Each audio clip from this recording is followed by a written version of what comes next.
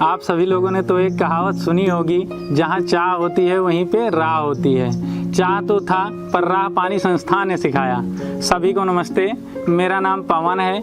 मैं RERA block से जनपद बलरामपुर का रहने वाला हूँ। मैं एक साधारण परिवार से हूँ।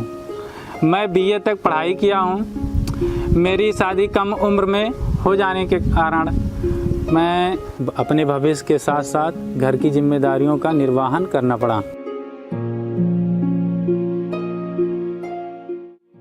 मेरे परिवार में मेरे पिताजी, मेरी माताजी, मेरे भैया जी और मेरा एक बेटा भी है। मेरे घर में पिताजी भी नौकरी करते हैं, मेरे भैया भी नौकरी करते हैं। मेरे भैया पानी संस्थान में ही नौकरी करते हैं।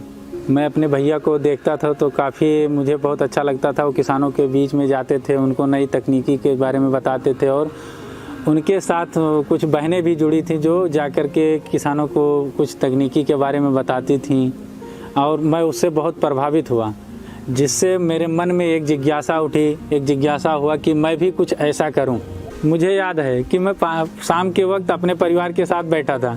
मेरे भैया ने आके मुझे कहा, पवन, तो हमने कहा हाँ भैया। तो उसने कहा पानी संस्थान में एक सर्वे का कार्य आया है, तो आप करना चाहते हैं तो कर लो। मेरे अंदर तो वो जिज्ञासा थी कि मैं कुछ करूं, तो मैंने तुरंत हाँ बोल दिया।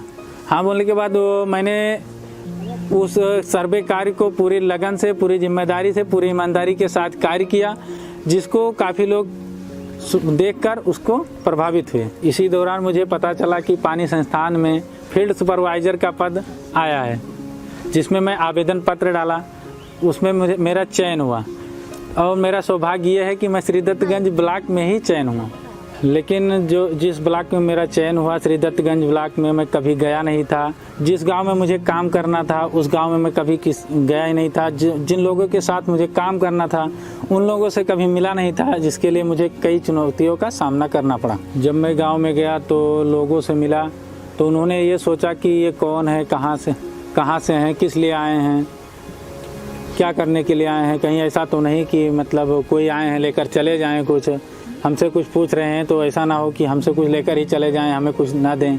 तो मैंने सबसे पहले उनसे पूछा, उनकी खेती समस्याओं के बारे में पूछा। उसके बाद जब वो पूछने लगे कहाँ से हैं आप, कौन हैं, तो मैं अपने प्रोजेक्ट के बारे में, अपने परियोजना के बारे में, अपनी संस्था के बारे में बताया।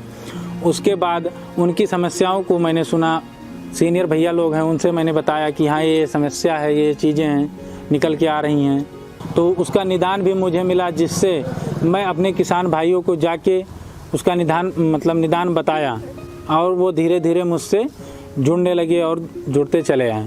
जिस क्षेत्र में मैं काम कर रहा था वो बाढ़ग्रस्त क्षेत्र था, जहाँ पे मैंने खरीफ में स्टार्ट हुआ। खरीफ में धान और अरहर लगवाया, जिससे पानी ज़्यादा भर जाने के कारण काफ़ी किसान का नुकसान हुआ, जिससे मुझे अब ये निराशा हुई कि अब किसान मेरा कैसे सुनेगा, मैं उसका भरोसा कैसे जीत पाऊँगा, क्योंकि पहला सीज़न था। इस समस्या को मैं अपने परियोजना संबंधी लोगों को बताया तो उन्होंने बहुत अपनी गंभीरता से लिया, जिसको उन्होंने बताया कि आप परेशान ना हो, रबी सीज़न में उनको मचान की खेती कराएं। जिससे मैं किसान को जाके बताया कि आप मचान की खेती करें, जिससे एक साथ में 2 फसल ले सकते हैं। जिस किसान का नुकसान हुआ था उस किसान को मैं और मेरी सीआरपी बहन जो है उनसे मिलकर उनको मचान बीज से खेती कराई, जिससे उनको तकरीबन लगभग 18 से 20 हज़ार रुपये का लाभ प्राप्त हुआ, जिससे वो काफ़ी प्रभावित हुए, काफ़ी खुश हुए और आके मुझसे बोले, भैया आपका बहुत बहुत धन्यवाद, जिससे मैं बहुत खुश हूँ। पिछले साल तो मुझे बहुत नुकसान झेलना पड़ा, लेकिन आज उससे ज़्यादा मुझे फ़ायदा हुआ। इससे मैं और मेरी सीआरपी बहन जो है वो बहुत खुश हुई और किसान भी प्रभावित हुए, बहुत खुश हुए और आके मुझे धन्यवाद बोले। उसी दौरान मुझे सीआरपी दीदी के साथ परियोजना से प्रशिक्षण प्राप्त हुए, जैसे कि वीडियो डिस्कशन, फील्ड प्रशिक्षण, फसल संबंधित प्रशिक्षण, उसके बाद कम्युनिटी मोबिलाइजेशन, जिससे मेरा काफ़ी क्षमतावर्धन हुआ। जब फील्ड में काम दिखने लगा तो लोगों का मुझ पर विश्वास बहुत ज़्यादा बढ़ गया। आज मैं जिस पद पे हूँ मुझे गर्व हो रहा है कि मैं अपने साथ साथ 10 सीआरपी बहनों की भी ज़िंदगी बदल रहा हूँ, जिससे मैं खुद सीख रहा हूँ और 10 सीआरपी बहनों को भी सिखाने की कोशिश कर रहा हूँ। ये समझ लीजिए कि ये चारों तरफ का, ठीक है, इसके बगल में यहाँ पे ऐसे बैगन का, ठीक। उसके बाद हालात में बीच में ऐसे तोड़ दिया। कल तक जो किसान मुझसे मिलने के लिए नहीं आते थे, आज 10-10 किसान मुझसे मिलने के लिए तैयार खड़े रहते हैं।